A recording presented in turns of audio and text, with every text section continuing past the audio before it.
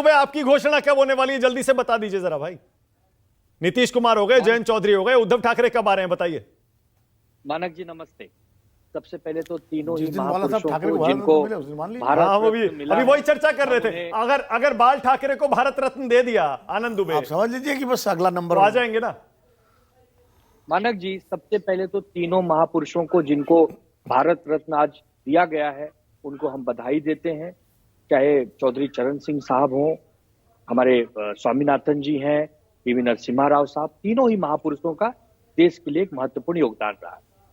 देखिए, भारत रत्न वीर सावरकर जी के लिए और हिंदू हृदय सम्राट बाला साहब ठाकरे जी के लिए हम तो मांग कर ही रहे हैं, लेकिन सरकार पता नहीं क्यों दे नहीं रही है, क्यों इतना विलंब कर रही है, जबकि पूर्ण बहुमत की सरकार है और दोनों ही नेताओं का नाम भी लेती है, इनका नाम का प्रयोग भी करती है समय समय पर, बट इन महापुरुषों को देती नहीं। क्यों नहीं दे रही तो सरकार में बैठे लोग ही बता पाएंगे। लेकिन अभी बात हो रही थी, आपने टी वोटर्स और इंडिया टुडे का भी जिक्र किया। हम महाराष्ट्र जाते हैं, 48 सीटों का वहां सीट है, जिसमें से 2019 में 41 सीट लेकर एनडीए गठबंधन आया था। आज आप देखिए वो 22 पे आ गए हैं, मतलब 19 सीटें उनकी कम हो गई हैं। हाँ। इतनी तोड़ फोड़ करने के बाद, इतनी ईडी सीबीआई का दुरुपयोग करने के बाद भी यदि 19 सीटें जनवरी में कम हुई है मानक भाई, तो आप समझ लीजिए कि मार्च अप्रैल आते आते ये 5 और 8, जो मैं हमेशा कह रहा हूं कि 48 में से 5 और 8 भी आना मुश्किल होगा एनडीए को। ठीक है, तो इनके साथ कौन जाएगा भैया? ये डूबती जहाज पर कौन बैठेगा? अरे आपके जाने से एक सेकंड, मैं वही तो कह रहा हूं, आरएलडी गई ना, जेडीयू गई ना, आप आएंगे तो हो सकता है महाराष्ट्र में पिछला वाला नतीजा आ जाए।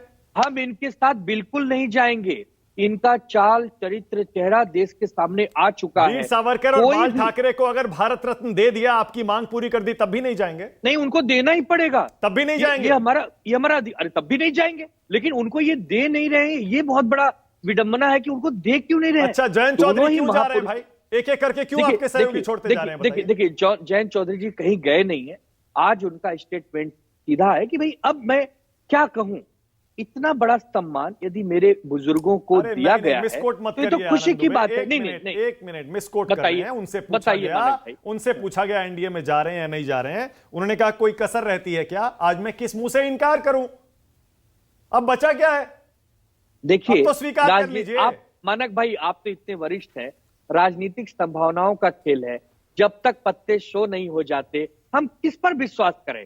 हम तो आज यही जानते हैं कि हमारे जयंत भाई इंडिया गठबंधन के साथ हैं, उत्तर प्रदेश में एक मजबूती से भारतीय जनता पार्टी को हराने के लिए खड़े हैं। अभी आप ही के इसी डिबेट के पैनल में मैंने सुनवाया, रागिनी ने, राजकुमार भाटी ने क्या क्या कहा, चमचा, लालची, पलटू राम, सब हो चुका है। अब आगे बढ़िए आनंद दुबे।